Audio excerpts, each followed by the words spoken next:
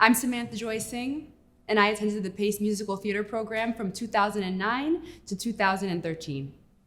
Before I came to the musical theater program at Pace, performance and arts were my entire life. I started singing like many young African American women in church with my dad. When I was about 4 years old, I went up to the pulpit in the middle of service and started singing Jesus Loves Me. And my mom and dad said they knew at that time that I was gonna be a performer because the stage seemed like it was my home. I did my first musical when I was in the 3rd grade, and I played the Wicked Witch of the West in The Wizard of Oz. I thought I was the bomb. I remember being painted in green and thinking that like, I cannot wait till I'm on Broadway and someone's professionally doing my makeup, and this is just, it was the best thing to me in 3rd grade. When I was a freshman in high school, I did my first musical that had a primarily colorful cast, and that was Aida. And when I did that show, I had a confirmation in myself that this is what I'm gonna do. I grew up in a community that was predominantly people of color and Black and brown skin, and to see the stage full of so many different minorities for so many different backgrounds, and having such a passion for theater, it really made me feel like there were opportunities for me to succeed. We did so many shows that were inclusive of Black and brown people, such as Aida, Dreamgirls, The Wiz. And so my first impression was that, oh, this is a space that is welcoming of me and has so many opportunities. Of course, I was gonna learn differently as I got older, but as a first impression, it just gave me so much hope, and it made me feel like it was a place that I love so much and that it was going to embrace me. So I didn't see myself doing anything else in my life from the time I was a little girl. I felt like that was my purpose, and I had no other option but to respond to that calling. And then I applied to Pace. I got into the university, but because of personal issues, I missed the cutoff date to apply to audition for the musical theater program. So I remember I had told my parents, I said, I'm gonna go to the university and I'm going to audition while my freshman year, and I'm going to get in. And they both were like, okay. I could tell they were very worried. But I was convinced this is what I was supposed to be doing. It didn't matter that I had missed the audition and that I wasn't in the program. It didn't matter that I was going to the university with the intention of focusing on something that I had not been accepted to. So off I went. And I remember I had my audition. It felt good, but I was surrounded by a lot of talented people. And I got put on the wait list. And I'll never forget, I was in the computer lab doing some other work for another one of my freshman courses that meant nothing to me. And I got an email saying that I was off the wait list and I was being welcomed into the program. And right in the computer lab, I broke into hysterics. I remember calling my dad, and the first thing he said is, "This was always yours. I knew that you were gonna be calling me and you were gonna be telling me this because this was always yours." And that was one of the happiest moments for me at Pace.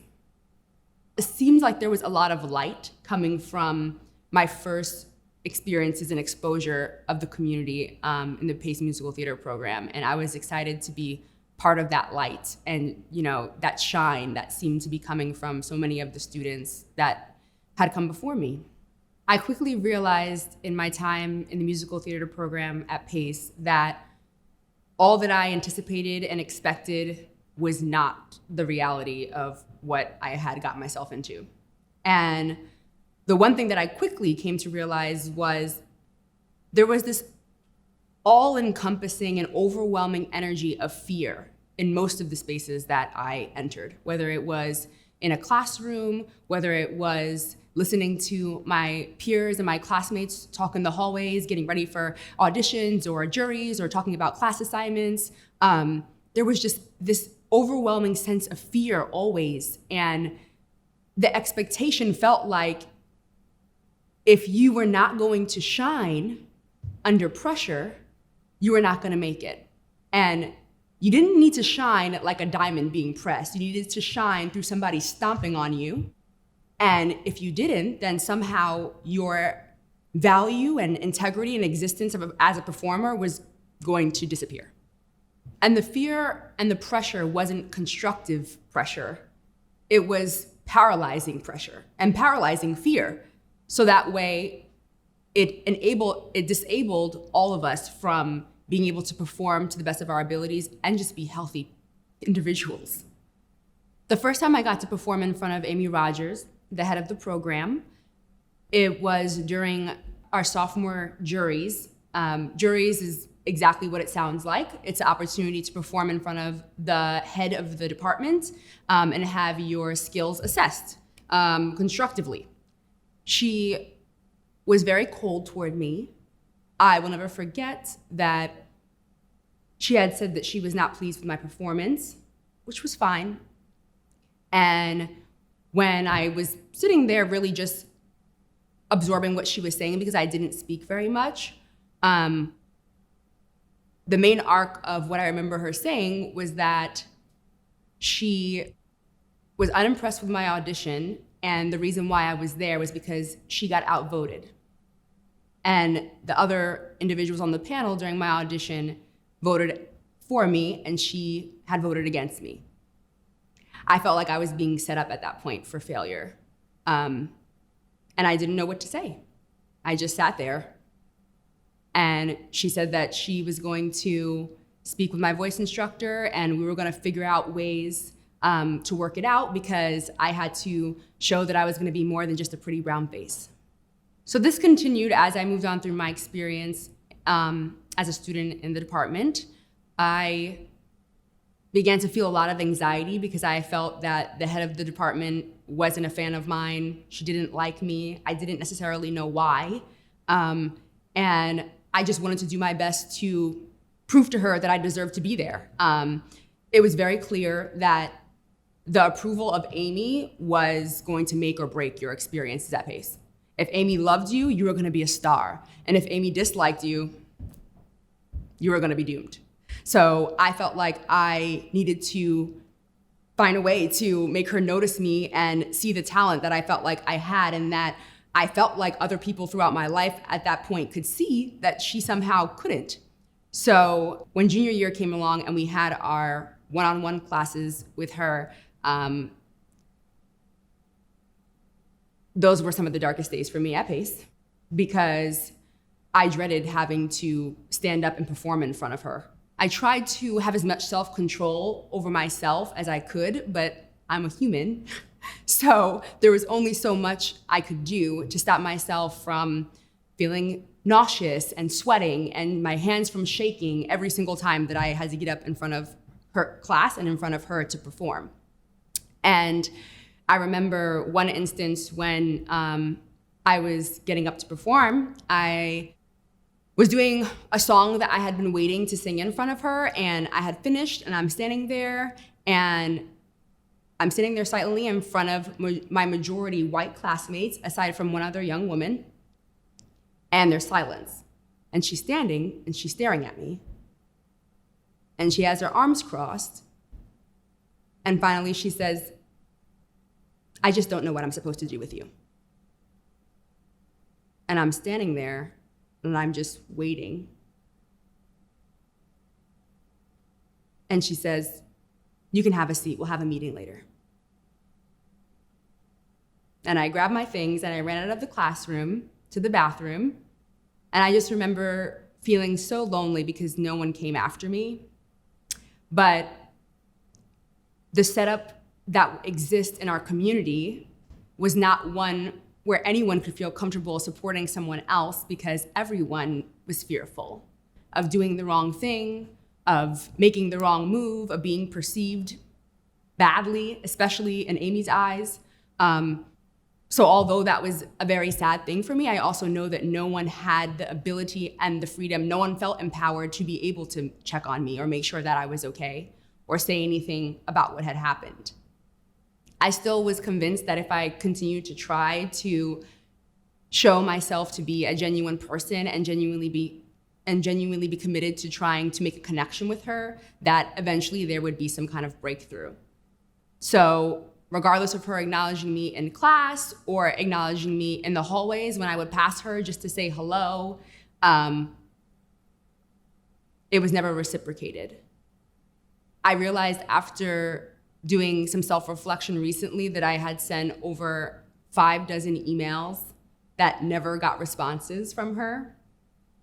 Emails that had to do with me being sick and staying home for a day, emails that had to do with my grandmother being sick in the hospital because she had a liver removed from liver cancer, an email of a cousin that had passed away, and so I was gonna be away for an audition, but I was hoping that she would let me reschedule another time. Emails that just said, "Merry Christmas, I hope you're having a good winter break." None of which ever got a response. And I don't know why that is. And I don't know why, in my young mind, I continued to behave that way, knowing that it wasn't bringing upon any response or any feeling of any need for her to change her behavior toward me. Looking back at that was just, it kind of floored me because I was thinking, wow, even on a base level of just human interaction, I didn't get that during my time at Pace from her. But I know that there's nothing else I could have done to change that. And I think I just constantly I wanted that approval and I wanted that acknowledgement that I never got. Finally, during our senior year, we had our senior showcase that we were preparing for, and Amy had come to visit one of the final rehearsals that we had. And I knew that one of the things that Amy really struggled with me is that she had this idea in her mind of an archetype of performer that she wanted me to be that I was not. And I knew that one thing that she would probably have a positive response from was just me being a sassy, typical archetype of a young Black woman. And I always resented that because it just didn't feel natural to me. I didn't want to be some Beyonce clone. And it was ironic because out of the 2 songs that I chose and were chosen for me for senior showcase, one of them was a Beyonce song, which everyone in my class, including the professor at the time, had applauded, which I kind of resented. I just remember us going through the rehearsal, me doing my 2 senior showcase songs and gathering my things. And as we were walking out the door, she passed me and she said, "Those were good song choices. That wasn't so bad." And it was funny because I remember feeling in that moment so relieved. Like so relieved that it wasn't that bad. That even though the last 4.5 years, I don't know, just sucked and I clearly was talentless and wasn't enough, at least what I was going into senior showcase with wasn't that bad. And that's probably one of the most positive things that she had ever said to me. In one of the final classes that I took as a musical theater major in the Pace musical theater program was a musical theater scene study class with a new faculty member named Tim Howard. And it was his first time teaching any class at Pace. He was very warm and inviting. He offered me a lot of constructive criticism throughout my time in his class. He offered me a lot of, words of encouragement, and I remember emailing him, asking him if he would come to see the senior showcase rehearsal because he hadn't been able to see me perform on my own because we were always doing scenes. So I always had a scene partner. And I thought, maybe if anything, he can come if he's free and see, and I can show him what I can do. And he emailed me back, which not until recently was I able to recall his response. And He said, "Hey, Samantha, I'm sorry I had to run after your performance, but I just had to let you know that I was floored and you're a star. And I'm so grateful that you were in my class. And I can't wait to see you shine in other opportunities."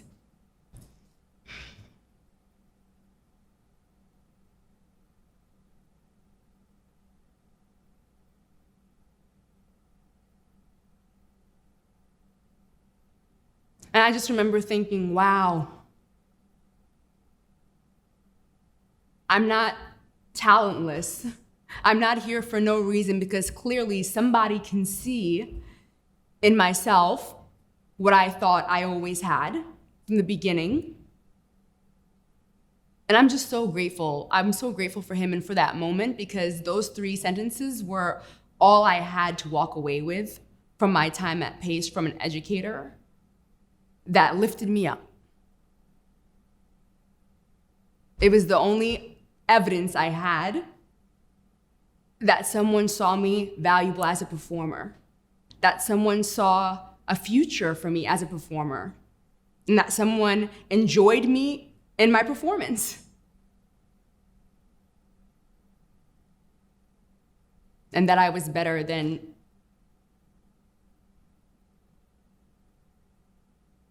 I was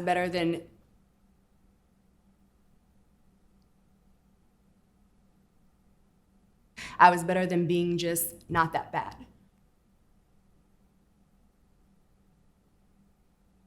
And so as I reflect on my time at Pace, I always feel sad, because I know that I can't even say not many people, no one knows who I really am and what I'm capable of as a performer, because I never had the opportunity to perform under conditions that were not detrimental to myself as a performer and as a person. And I remember being so confused, because my white classmates specifically felt so much joy and excitement when they would go into that space. They felt so excited to share. They felt so excited even to just be able to pass by her office and say hello to her. It always seemed like a place that brought so much positive energy and communion. And I never got to know what that felt like. I never experienced that. My experience going into that space and going into her office was always sickening. I used to have so much anxiety. I was always sweating. I was always nauseous. Once I almost threw up when I was going into her office for a one-on-one.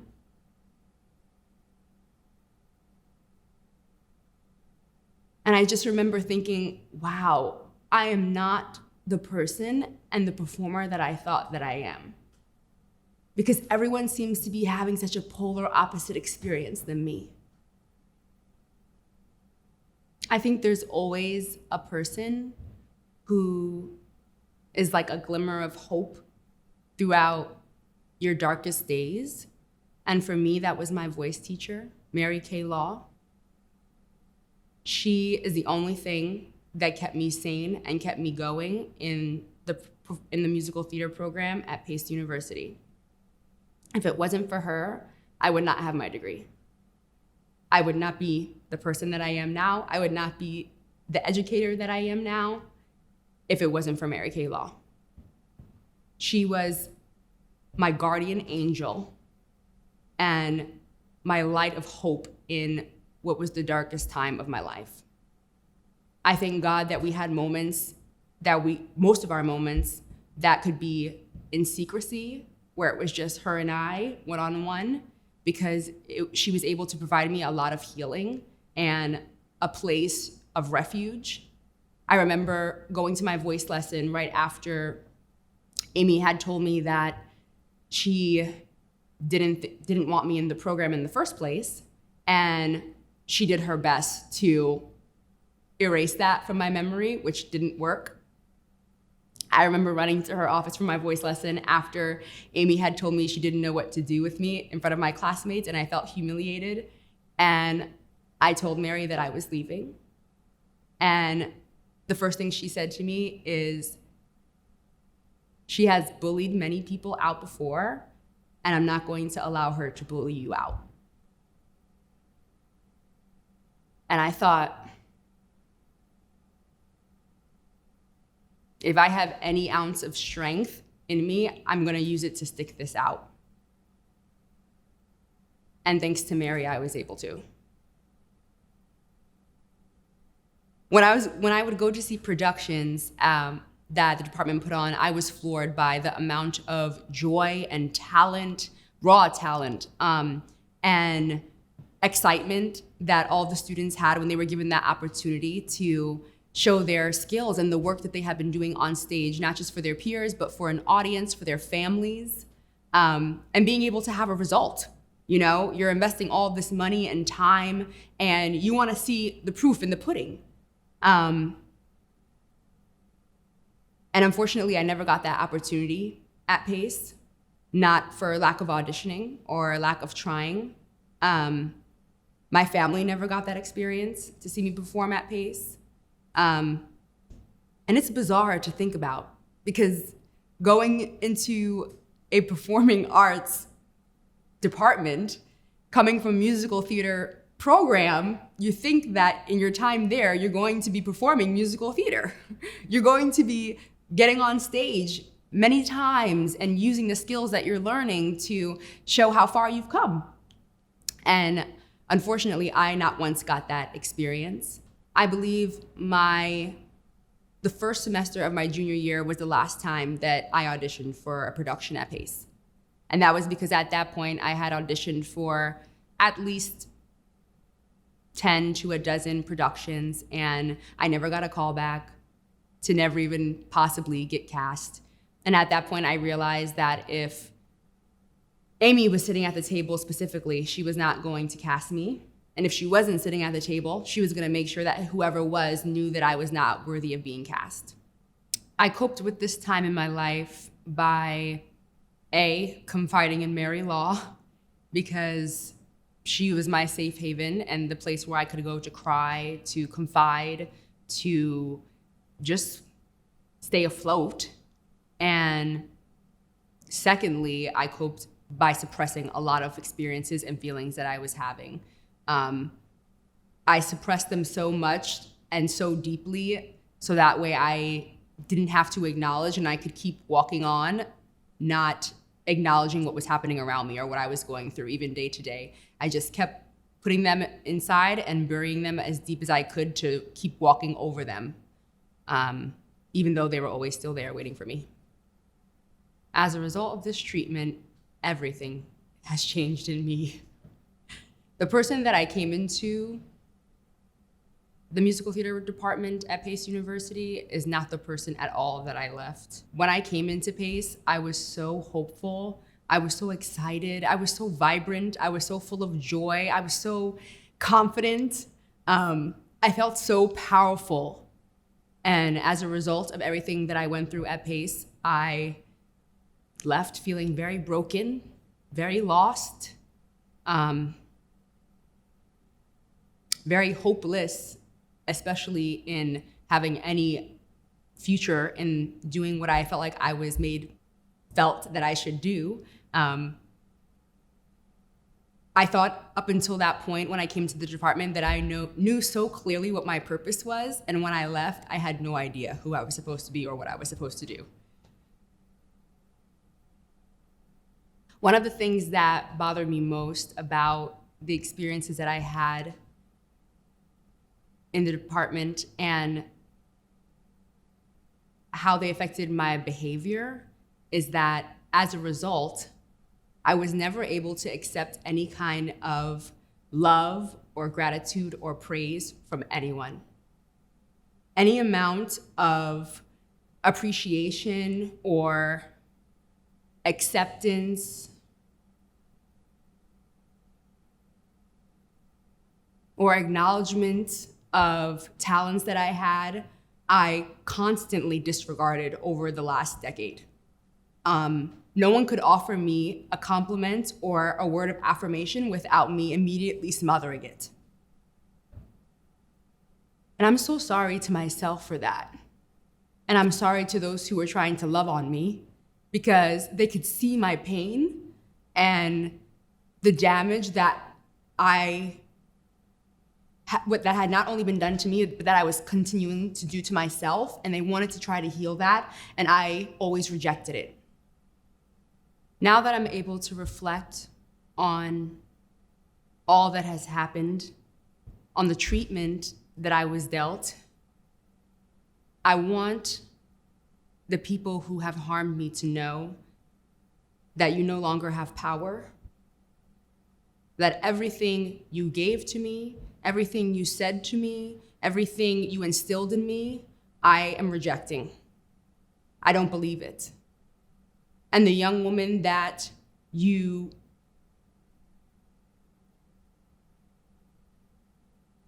purposely and mindfully harmed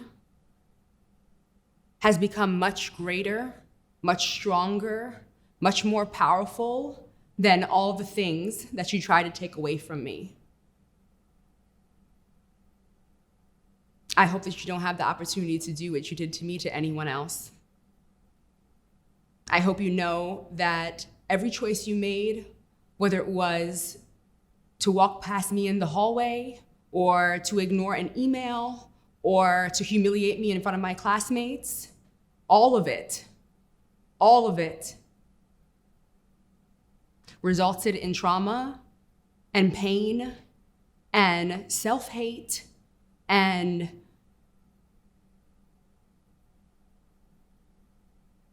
feelings that I can never even describe. I hope you know that every opportunity that you have to instill a word or touch or influence a student, whether it be minute or grand, is shaping every ounce of who they are and who they will be. Nothing that you say or do is passing by. Nothing that you say or do is insignificant. Nothing that you say or do can be careless. Everything has to be thoughtful, because you are single-handedly, as an educator, influencing who this young person is and who they will be. I have begun to heal and process all that I have experienced by first giving myself grace and embracing myself, acknowledging myself, and reflecting on myself. And secondly, by opening up myself to the beautiful community that has empowered me through this entire process of revisiting, reliving, and becoming triumphant over the trauma that I experienced in the musical theater department at Pace. I was able to learn throughout this whole process that I was not the only one, that my experience, although it felt very targeted and personal, was not singular to me, but that I had many brothers and sisters who were experiencing the same exact thing, and that helped me take the spotlight off of me. It helped me take the dagger out of my heart that I felt was placed there because I somehow just was not enough. And I've been taking the time to acknowledge that everything that I have gone through, although I thought that it wasn't that bad, it was never what I deserved. I'm grateful because all of those traumas and all of that experience has led me to where I am now, to the person that I am now, to be the educator that I am now. And I feel so blessed to be able to be for other young people what I didn't have. And I'm determined to take, because I'm still processing, everything that I have been through and all of the pain, and I'm determined to turn that into change and to be that light that a student may need in their dark time, in their process. I'm determined to be an advocate and someone who will be there to defend another person that was in my position. I want to protect the integrity of that young Black girl in hopes that her love and her talents and her dreams will be amplified. I want those to be protected for the students and the young people that I influence to come. I don't want them to have to go through the trauma that I went through to get to the beauty and to get to the power